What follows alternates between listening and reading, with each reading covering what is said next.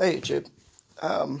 Well, just doing this video because I just thought I'd answer a question that often gets thrown around in the car world, but I don't know why car people don't seem to pick this up as well. Like, I'm a car guy, and I know this, and there's plenty of, there should be other car guys that know this too, but for some reason, it's not popular opinion, but I don't know why. So the reason manual transmissions the car companies aren't making them anymore. It's not because they wouldn't think to, because it's cheaper to make a manual than it is to make an automatic. Because with automatics, you need torque converters, you need like a special gearbox and different items that basically make the car smooth running and comfortable for the driver. And manuals, the comfort comes from how good you are with a stick, or with a column shifter or whatever, but the comfort comes from how well you know your car and how good you are at changing gears and etc. So most people, 90% of people out there don't know how to drive a manual, okay? And I know some people say, oh, no, it's not that high, man. Like, it's not 90%. All right. How many percentage of manuals are out there that people actually drive versus automatics? Because you might get a manual license, but most people don't get a manual license and then never use it. So, yeah. Do I think that's a waste of money? No, I actually think everyone should be forced to get a manual license, to be honest. I think it should be mandatory. Everyone has to learn how to drive a manual, and then, can buy whatever car you want. But point is, you can then drive any car out there, hopefully. I guess, yeah, yeah. Look, I'll give you an example. My car is a VE Commodore SS, which is a sports sedan, and that's got a 6-speed manual with the LS2. So I'll just take you out, have a look at it so you can see. Also, only because it meant I have to get up. Ugh.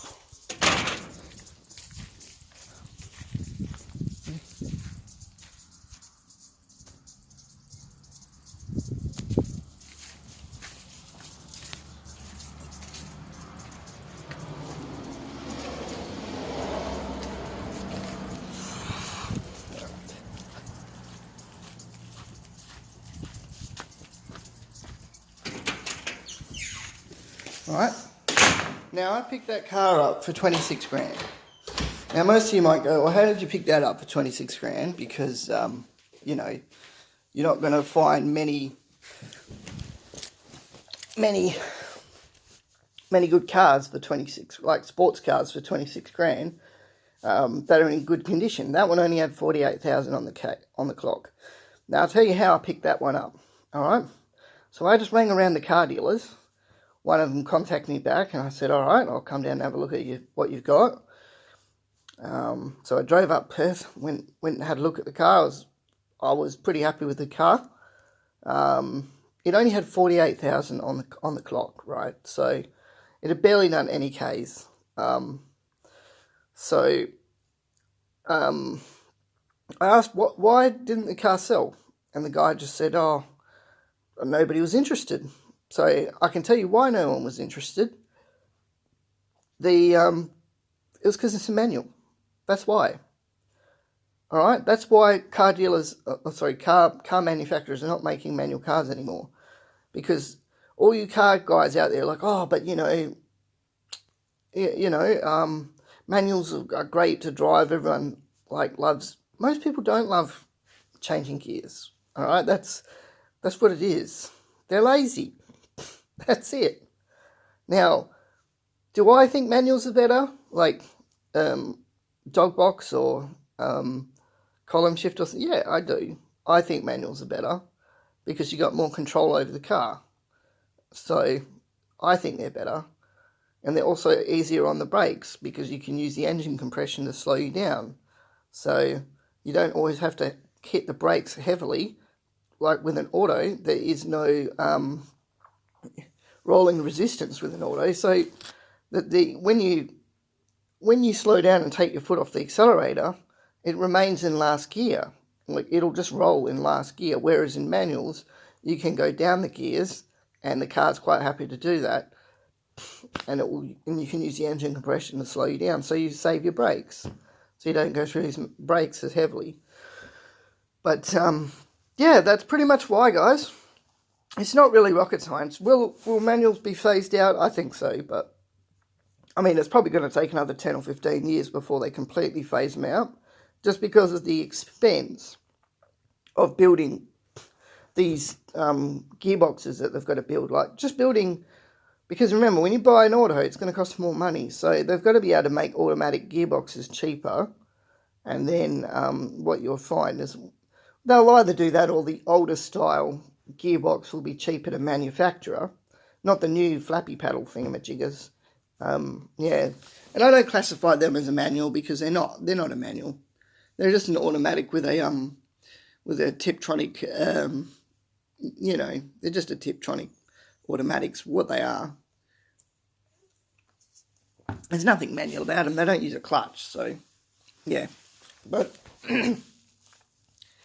that's pretty much it, guys. So you want to know why manuals are being phased out? It's because nobody buys them anymore. All right, that's it. As much as we all love our manual cars, us car guys, a lot of the world doesn't. And since we only make up a tiny fraction of the car world, since most people that buy cars are not car people, they just want, you know what most people want when they buy a car? I'll tell you, they want it to be economical. They want it to have all the little whiz-bang computer features that they can connect all their technology up to, and they want it to be reliable and comfortable and easy to drive. That's what they want, all right? Most car manufacturers, like, this is why you'll see car companies like Hyundai outsell car companies like Toyota now, because Toyota are too expensive, all right? They've been too expensive for the past 20 years. They used to make great cars at affordable prices, and now they make great cars at unrealistic prices. I mean, who wants to pay 40,000 Australian for a Toyota Corolla? Actually, that's probably okay. That's an exaggeration. They're probably not that much, but let's say $25,000-$30,000 for the top of the range Toyota Corolla. But for a bottom of the range, you're probably looking at, no, actually, it is probably about 25 for the bottom.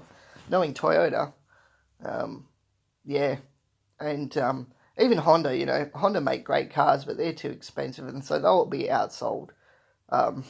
At least on the car market, their motorbikes will never be outsold. I doubt that'll ever happen. Their motorbikes are probably just too good a quality for people to turn around and go, oh, I'm not going to buy a Honda motorbike. So I'll go, if I buy a Honda motorbike for the next 10 years, I've got a working motorbike.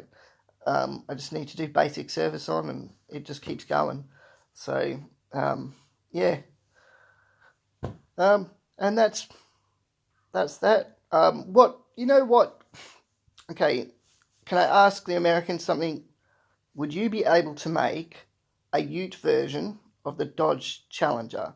Because we don't sell performance utes here anymore. Like Ford and Holden, well, Holden's pretty much a dead company now. And Ford, well, I don't even know if they build cars in Australia anymore. But one car that's always sold well is the V8 ute, and or even just a V6 ute, you know. But the Dodge Challenger, I believe, is got a chassis that's big enough for a ute frame. It's basically a two-door car with the passenger rear end taken out and the boot taken out, and just put a tray. That's basically what they do. Yeah, I could see a Dodge Challenger doing that. That would be nice. I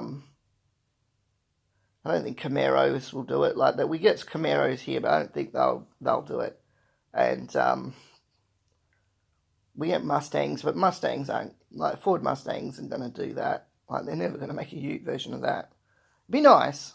It'd be a cool looking car too, I reckon, because you'd have the tail lights in a tower set up instead of a horizontal setup. So it'd be an interesting car. So you'd have the three red lights and a tower. But anyway, it would because it's just because of the way car manufacturing is. Like Australians, we like four door cars mostly, and anything big enough you can put three kids in the back, and away you go. So peace.